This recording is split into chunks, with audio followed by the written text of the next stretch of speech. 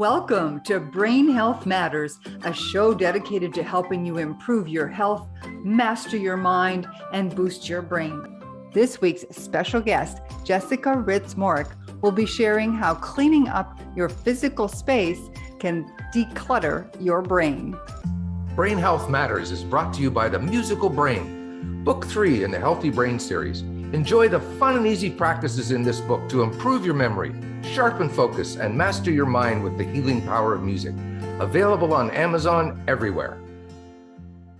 Hello there and welcome. My name is Kate Kunkel. I'm the creator of Brain Health Matters, a series of online courses, programs, and educational events, all geared toward helping you be the healthiest you can be so your brain is the happiest it can be. And today I am joined by Jessica Hritz Morrick. She is known as the intentional organizer for her use of mindset tools in the decluttering process. She's been helping clients create calm, functional, enjoyable space for over 20 years. And we're going to talk to Jessica about calming our space to calm our minds. Welcome, Jessica. Hi, Kate. Thank you for having me here. I'm so glad to be here with you and your listeners. Oh, thank you. So tell us a little bit about what we can do to declutter our space and our headspace. Oh, perfect. Well, as you know, if you're experiencing clutter, you're probably feeling somewhat distracted, and it's often very confusing too. People who have clutter feel stuck, feel overwhelmed, and to use a term, feel paralyzed often by their clutter and don't know how to get over the hurdle of how to start. So, and this ties into Kate's area of expertise, the mind, the memory, and keeping the brain healthy. So there are so many tools I use with clients all these years, and they're all very simple and they can be used individually or cumulatively, even better, to free up our mind and unburden our memory. So many things, like let's say you're always losing your keys. And boy, that was my problem for a long time. I really struggled with that. Oh, really? Well, you are not alone. It is so common. And the time that people spend searching for one item or another, especially those keys, they know it's here somewhere, and you can't move on. So that in itself is stressful, and it's also confusing. So what I do is I create systems, and they are simpler than that word implies. For example, put a push pin rather in the plasterboard by the front door. They sell decorative ones. And when you come home, you immediately hang the keys there. You know where to go. And it's called creating a home for your commonly lost items. So it may take a week or two or more to get in this habit. It is just a habit, as often these tools and tips that I speak of are. And if you're worried, but I'll forget to take them on the way out the door, which has happened to a lot of people, create another system that makes sure it's your hammock, your catch-all, an emergency, make a second set and carry that in your handbag. Make sure to transfer it to the next handbag. Or if you're a man, get one of those carabiner clips and hook it to your, buckle on your belt or your pant loop. But you have systems in place, and they make sure that you are taking care of the things that worry you and often get lost. Right. There are so many other tools and tips. Categorize like items with like items.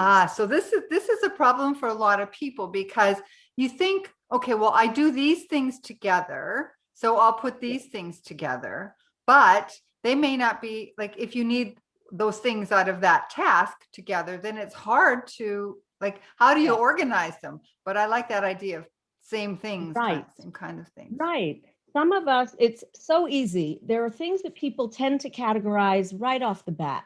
We put our socks together in a sock drawer, right? We put our laundry detergent and stuff for the laundry area. We generally keep that together in all the hundreds and thousands of houses I've seen over the years. But then there are these blank spots where people forget the rest of their stuff and spend a lot of time searching around the home. So if you begin to think of them as categories, like items, stay with like items, that will really help. And if the next thought is, but everything's packed here, I have no available space. Sometimes it's usually very interwoven, and it means you have to create one. Think about what's most convenient to you. Do I want it far away or do I need it nearby? And create a space, which will mean redesigning where those other things that lived there before came from. But at least you'll start to create homes all around your office and all around your home. So homes, when you say homes, so that right in itself, that word categorizes things. It seems like, oh, she's got her home, he's got his home, and we can put those things there. Yeah. Oh, absolutely. It's for where you go to get the item. In your mind, if you've had years of not being able to find things, your mind will often still say, oh my gosh, where is that? But immediately after that, your mind will get a feeling of calm and relaxation as you remember, oh yes, I now have a home for that. And it is fill in the blank over there. Yeah. Okay. So here's my favorite though. And this really ties in to our mind and our memory and overcoming obstacles that keep us from cluttering. Because if we were all naturally loving the task, we wouldn't have clutter. Or if we knew how to do it, we wouldn't have clutter. There are people who this is their hobby, but most people, and especially that I've worked with, don't know where to start. And this will help your mind miraculously. And it's the setting of intentions. And I suggest choosing one. You can always change it, one that resonates with you. And it will start to impress upon your subconscious mind the idea of the outcome you want to achieve. So, for example, if you said, I begin to declutter one item at a time and it flows with ease and grace, it may seem unrelated, but if you say that enough, maybe twice a day and also at bedtime, a very powerful time as we fall asleep, it's amazing what will start to happen. The dread, the stress, and the overwhelm attached to clutter for so many people will dissipate. And I've even had with clients who use this and create it as a habit, I've had people turn around completely to where they are enjoying their decluttering sessions with themselves. So that's pretty miraculous. And, yeah, that is. So when you were talking about that, it just brought to mind, in my book, I talk about how clutter can actually impact the brain itself in this way. So if you are not organized, say your kitchen is a mess, it's just got stuff all over. Not that it's dirty, but that it has stuff everywhere. The choices you make about the food you eat, which are so important for your brain health and your mental health, it's difficult to make the right choices because one, a confused mind does not make good choices. And number two, you can't actually get to what you need to make those good choices. You can't get to the fridge or you can't get to that good food. So true. So true. I have seen people, this is very predominant. I've seen it over the 21 years that I've been working with people individually. And people tend to give up when the counters are covered, when there's a big mess, when every drawer is in disarray. They give up and they'll go to the drive-through or they will just snatch anything and call it a meal. And the kitchen becomes either unusable or, as exactly as you described, Kate, it's very hard to get around. And even the refrigerator, there's nowhere to put new, fresh groceries. Even if they're throwing out things that have gone bad, it's just cluttered. And so they give up. And it's also true in other rooms, in the living room. If there's so much clutter that it's on the couch and a person can no longer sit there and feel relaxed and calm in their home environment. I've seen it where a person is now limited to their bedroom and the bed itself. Of course, everyone has differing degrees of clutter. To some people, it's just the countertops or just that closet they hide everything in and the home looks great, or just that one room that nobody ever opens the door to. But these are things that add stress Yes. in the back of our minds or people's minds who are cluttering. And if you're one of them, you'll recognize this. There are these negative thoughts or negative self-talk that Yes. swim around like, what is wrong with me? I just can't get it together. When am I going to do this? I've got to just get around to that. Oh yeah, I'm going to get around to that. All of those over and over again are very draining. And Yes. very And hard on your brain. very Yeah. hard. And it sort of sucks the life out of somebody feeling compelled to do something about it, because that's when people give up. Yeah. So it Yeah. becomes a vicious cycle. And so that was my dog barking in the background. Oh, I didn't hear him. I didn't hear him. He's a very large dog. And okay, great screening of the mic. And so people give up. And so these tools, starting with these baby steps, I tell people to start with baby steps. And it's choosing one little section of the countertop. Maybe it's 2 foot by 2 foot, or There you 3 go. foot by 3 foot. Or if it's a pile of paper on the floor, pick it up, sit down at a space at your desk. And if it's all in disarray, clear a little spot for it. No embarrassment, no shame. Right. And just make a spot to sit there at your scheduled appointment with yourself. I really recommend scheduling times each week with yourself and decide in advance how long it will be. If it's 30 minutes at first or an hour, great. If you want to schedule it at a time when you have more availability in case you get thrilled that you're doing it and you want to carry on, great. But I would put it in a calendar, like when you go to the dentist. Good idea. Right? And if you cancel the dentist, you reschedule it. Right. So you reschedule with yourself. You are important, and this is an important task to free up your memory and things and thoughts that are bogging you down, as well as creating beautiful space, calm, Right. orderly, and functional space. Oh, the calm space is so important. I talk about that so much in my courses and everything, because really for our brains, they need, firstly, we can't multitask, right? Our brains aren't, Right. it's that word that I wish nobody would have come up with that word, because it makes you No. think you have to be able to do all these things at once, and you can't. Our brains work sequentially. So if you're concerned about clutter or something that needs to be done so you can do something else, your brain gets confused, and you just, it makes you feel bad about yourself. And then you get that snowball effect, because the worse you feel about yourself, the less you do. Exactly. And so another wonderful outcome of the scheduling in advance, because these sound like basic little things. Okay, we all know about making lists. We all know about scheduling, but they have alternative outcomes. And scheduling with yourself, it makes it more likely to happen, of course. That's been studied.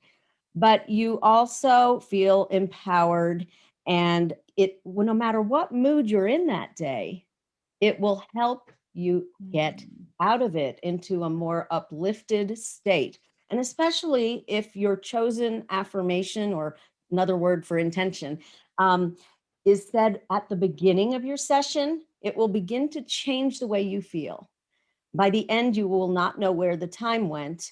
You can even intend something like, and I accomplish far more than I expected. You can tack that on.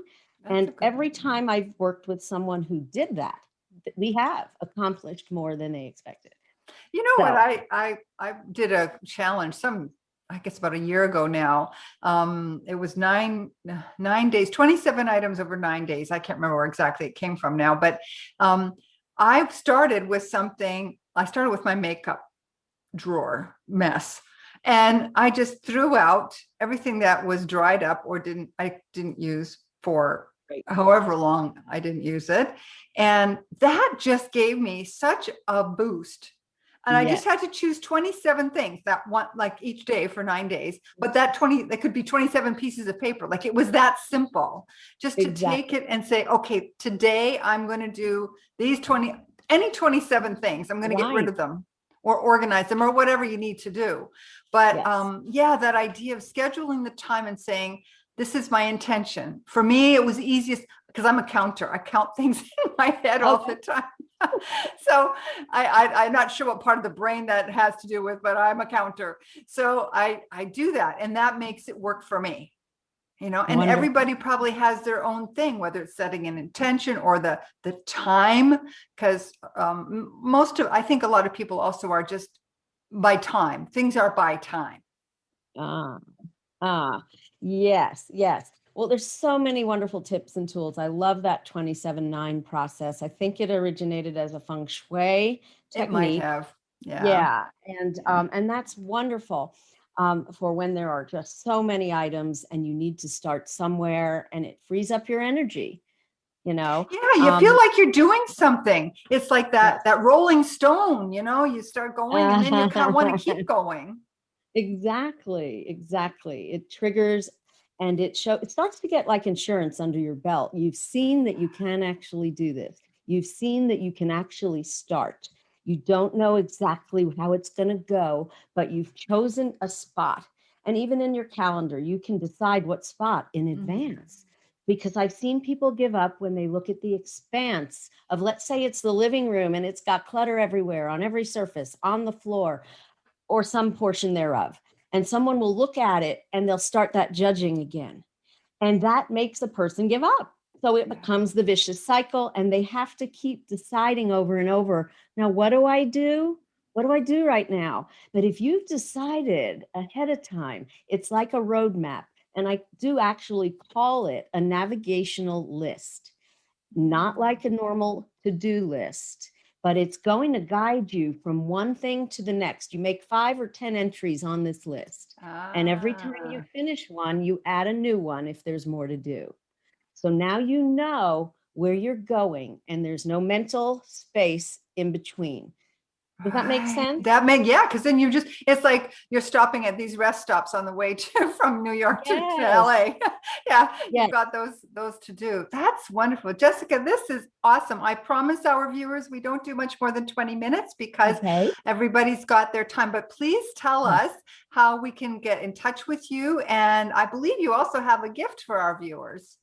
Absolutely. The gift that Kate is going to put up in the notes is the top 3.